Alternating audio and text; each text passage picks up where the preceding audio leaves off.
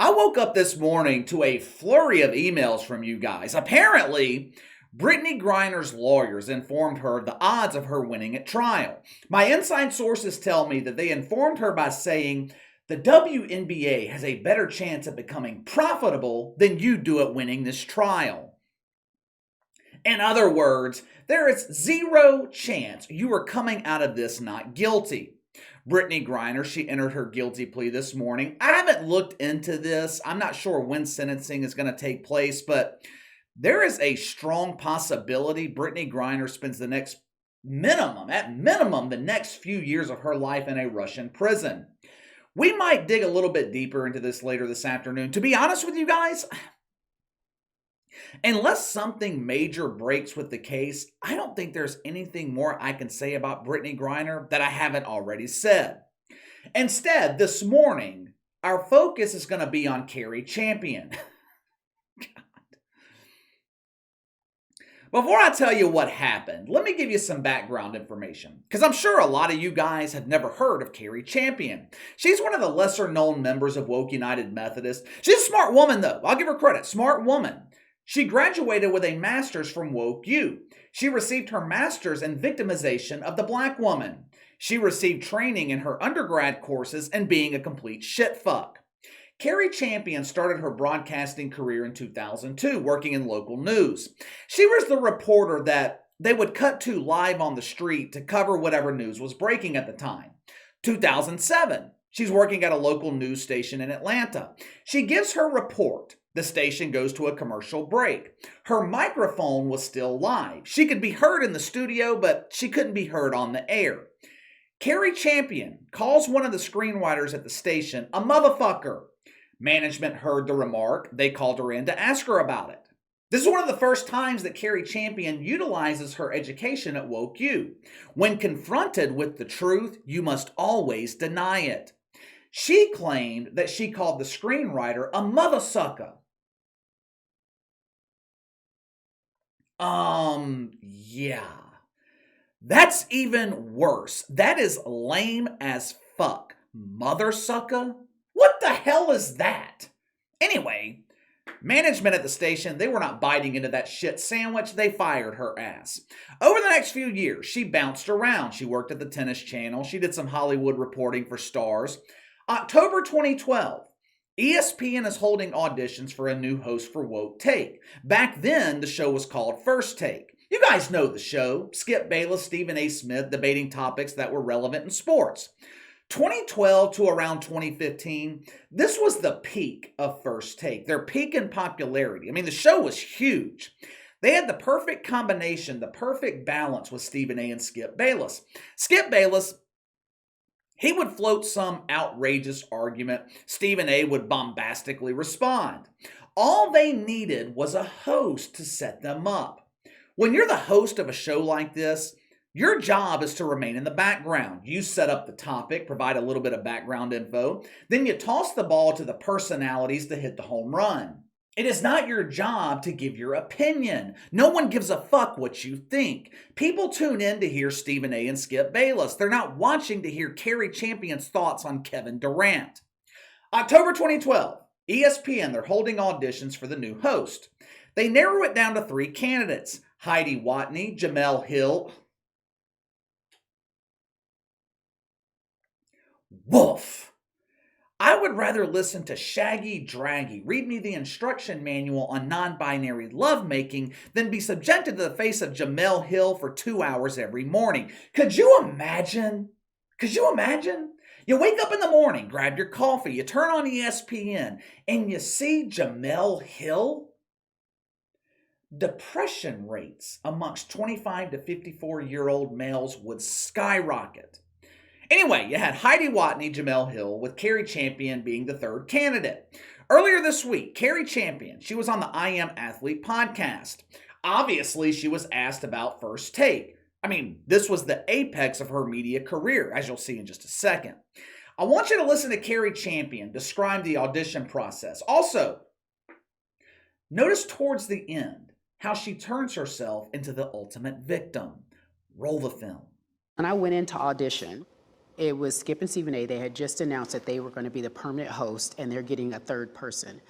And they interviewed Jamel Hill, and they interviewed mostly blonde women, if I'm honest. They interviewed a bunch of blonde women. And then Jamel Hill was one, and they interviewed me and one other black girl. And I went in for the audition knowing they already wanted a blonde, because this is Monday through Friday on a popular show. You're not gonna hire a black girl, especially not a brown-skinned black girl. You're not hiring me. But the problem was, for me as a black woman in that position, and at the time, and we can do the research, nobody was Monday through Friday on a popular 2-hour TV show that was a black woman at the time. And they just, they let me know I didn't matter. And whatever, intentionally, unintentionally, it was obvious. It was just like, you don't matter. Just be happy that you're here. Ask questions. Don't talk. Be happy that you're here. Okay, first things first. Cari Champion claims that she went into the audition knowing that ESPN wanted to hire a blonde white woman. She claims they only interviewed 3 black women for the job. Now, the insinuation here is ESPN only interviewed the black women for diversity reasons, kind of like the Rooney Rule in the NFL. They only interview the black people so they can't be called racist. They never give us the job. Yet somehow, 2 of the final 3 candidates were black women. Where did all those fucking blonde women go? Heidi Watney was one of the final 3. Here she is. Doesn't get more blonde and white than Heidi Watney. If ESPN went into this process truly wanting to hire a blonde white woman, this was their opportunity. For some reason, though, Cari Champion was given the job.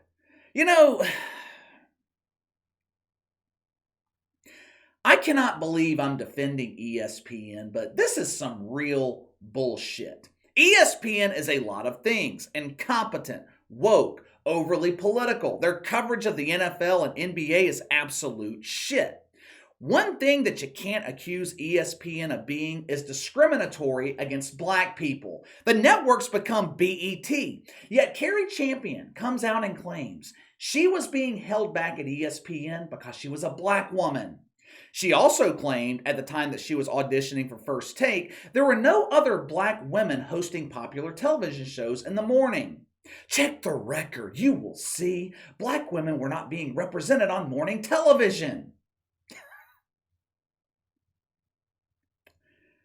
I didn't have to check the record. I could sit here and name black women who hosted shows at the time. Whoopi Goldberg was on The View, pretty sure popular television show. Robin Roberts hosted Good Morning America. Not to mention the fact that Robin Roberts was the anchor on SportsCenter when Cari Champion was still playing with her woke Cabbage Patch Kids. Star Jones. Has anyone ever heard of Oprah fucking Winfrey? Do I need to keep going? Soledad O'Brien, Tyra Banks, Queen fucking Latifah. Cari Champion is pretending like she broke some kind of barrier for black women in television. But let's get to the best part. Let's get to where Cari Champion utilized once again her education at Woke U. Towards the end of the clip, she claimed ESPN made her feel like she didn't matter because she was black. They made me feel like I should just be happy to be there. My opinions didn't matter because I was a black woman. No, the reason you didn't matter is because you didn't matter. It had nothing to do with being black. It had everything to do with the position, the job. The host doesn't matter. You're easily replaceable. Skip Bayless, hard to replace. Stephen A., hard to replace. Cari Champion, easily replaced. You didn't hear this portion, but she talked about the Ray Rice incident back in 2014, where Ray Rice was caught on camera abusing his wife in the elevator. Here we have a victim of domestic violence. I'm the only woman on set, and they wouldn't allow me to give my opinion on it.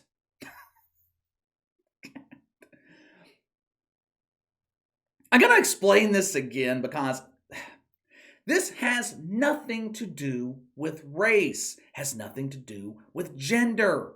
Replace Cari Champion with Linda Cohn, the situation would have been the same. Your job as the host is to set up the personalities that people came to watch. No one gives a fuck about your opinion. You're not being paid to give your thoughts. You're being paid to set up Stephen A. Skip Bayless. That's it. It's that simple.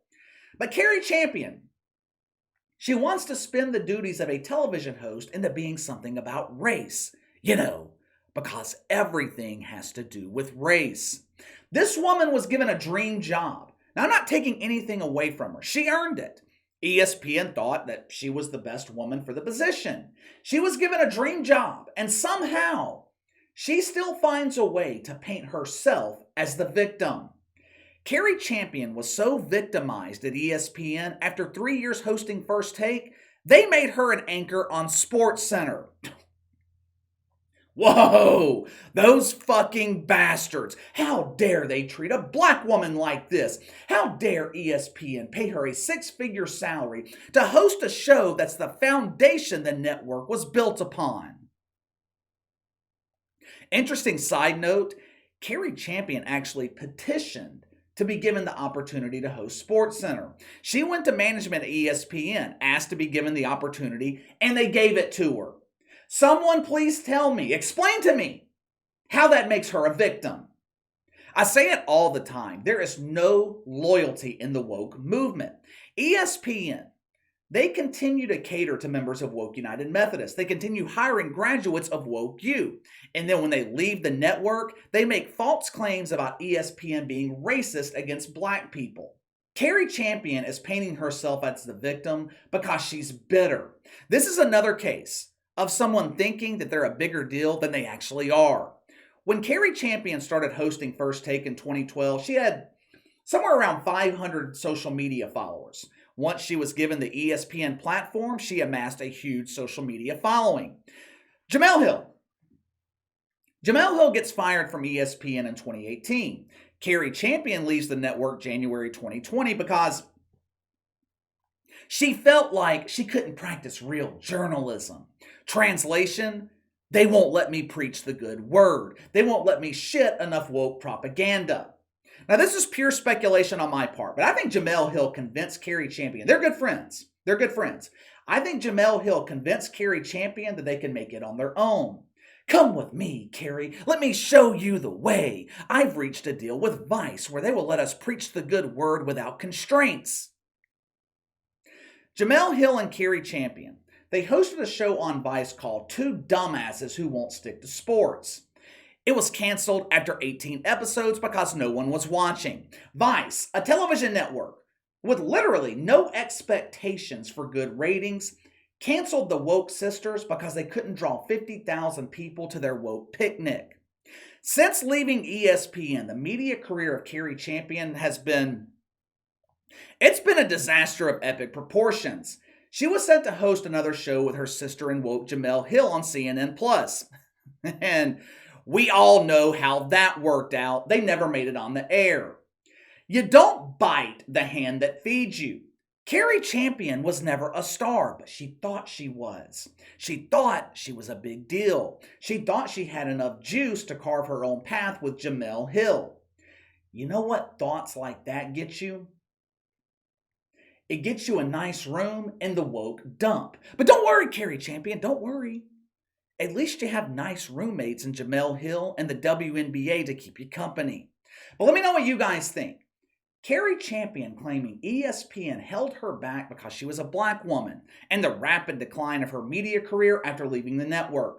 Sound off in the comments below. Make sure to like and subscribe. Click the notification bell to receive all notifications from the channel. Best way to contact me is by email at btlkc84@gmail.com, KC_BTL84 on Twitter. I'll see you guys later.